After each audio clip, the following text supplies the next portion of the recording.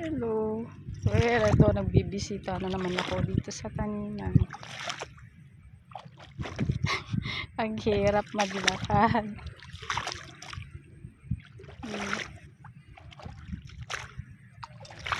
So, ayan. So, ito yung mga damo. May mga tumubo ng damo. Ayan.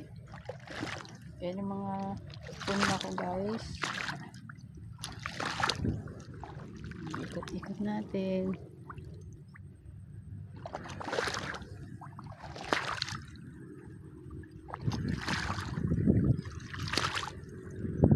Ito yung triodos. Yan, yung dalawang yan, yung dalawang parte na yan. And yung ayan yung binili.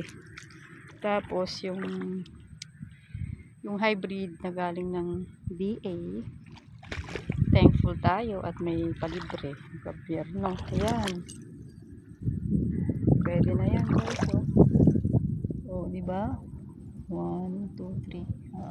Ang dahon niya.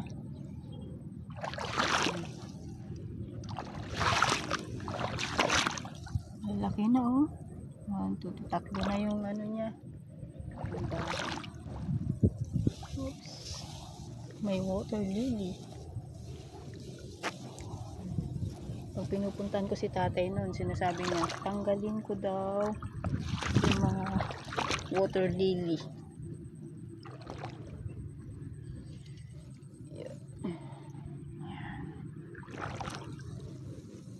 Madali dumami daw ito. Ayan, kinakatakot ko lang kasi makati siya. Oops. Yan na naman, oh. Yung bota ko naiiwan, oh. Kaya gusto kong kaya gusto kong mahigpit yung eksakto yung size. Kasi hindi pwedeng nakatanaw ka lang sa taniman. Hindi pwedeng nakatanaw ka lang sa bunda. Like ito, yan. Diba? Hindi pwedeng tatanawin ko lang ko sa malayo. Kung di ako lumapit, hindi ko alam na may sira na yung sa pilapil doon. Yan. Tapos may mga nabuhay na water lily. Naagos dun sa may kanal. Samahan niyo ako sa aking pagro-ronda. Pwede na siguro ako mag-apply na barangay tanong. Kasi pag mag-ronda, lakad-lakad. O, ayan mga water lily. Pag dito sa bukid, guys, pag pumasok ka dito, o kaya, yan, water lily, mararanasan mo no yung para kang lasing na naglalakad. Kasi ayan, yung mag-aalala ka na matumba ka kasi nagdadaan ka, tapos maiiwan yung bota mo. So kailangan maingat sa paglalakad. Kung hindi lang yung putik, pwede lang yayak-yak na ako. O, diba? Yan. O, tingnan nyo to, guys, oh. Oops. O, tingnan mo, naiiwan na yung bota. O, yung mahila. Ayan, o, diba? Ito yung variety niya is 160. Yan. Maganda yung tubo niya. Mas pa siya. Ayan.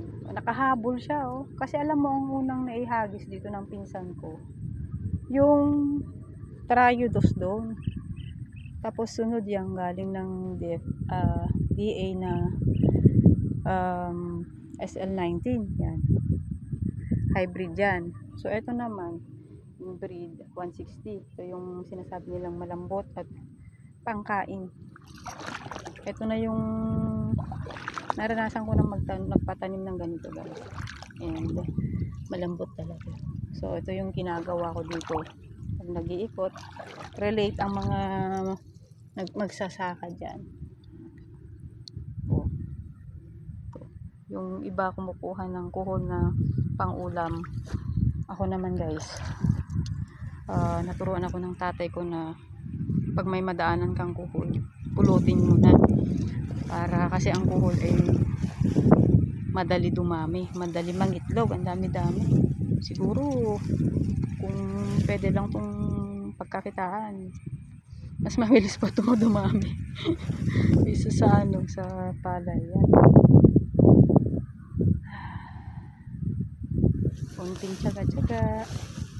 Ay, mga kamag-anak nandun. Nagsisika sila. Ito naman yun, yung sinasabi ko, itlog ng kuhol. Yan. Pag hindi alisin yan,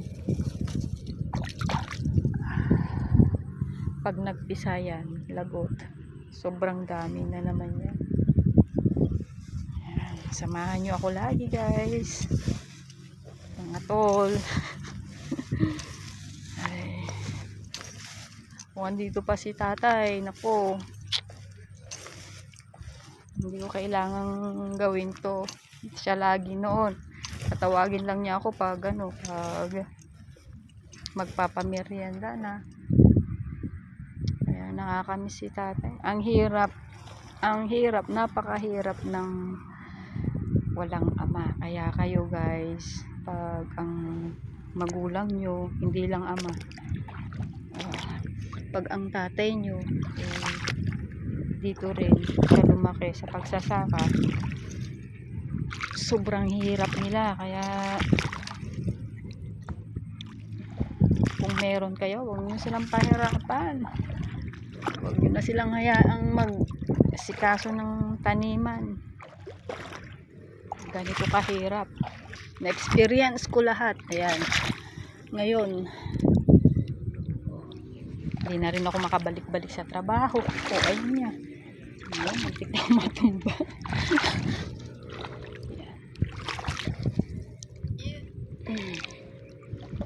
Siguro sa mga dating followers ko, alam nila dati na akong nagbablog kahit sa trabaho, sa mga kontrata, hands-on din ako.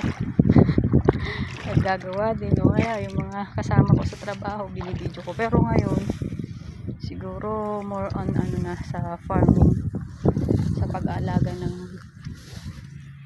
ng mga hayop, mga alaga namin ni nanay. Actually, alaga na lang niya. So, ay, tol, yung mga katabi nyo, pag inayos na yung pilapil na ganyan, kung pwede, wag nyo nang sirain. Bigyan nyo sila ng kahit onting respeto. Pag inayos na, wag nyo nang yakin o kung ano-ano may pinapadaan nyo. Wag ganun. Magpakita ng onting malasakit sa mga kapwa nating magsasaka. Ay, naayos na yung pilapil niya, tapos sisirain mo, wala na saan ang katinuan doon? Diba?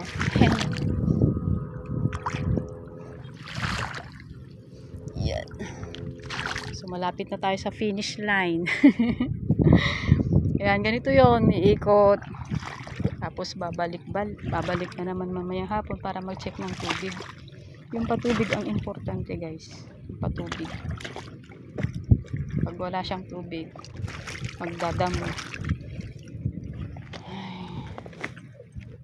Ayan.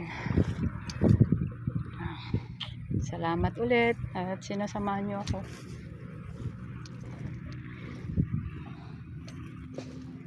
Enjoy lang natin ang buhay. Ayun ako. Para gumaan-gaan, enjoy natin, diba? Kung pagka magre-reklamo kung ano yung may bigay na gagawin. May kanya-kanyang diskarte at may rason kung bakit nangyayari lahat. Diba? Sige guys, thank you sa panunod ulit. Uuwi na ako.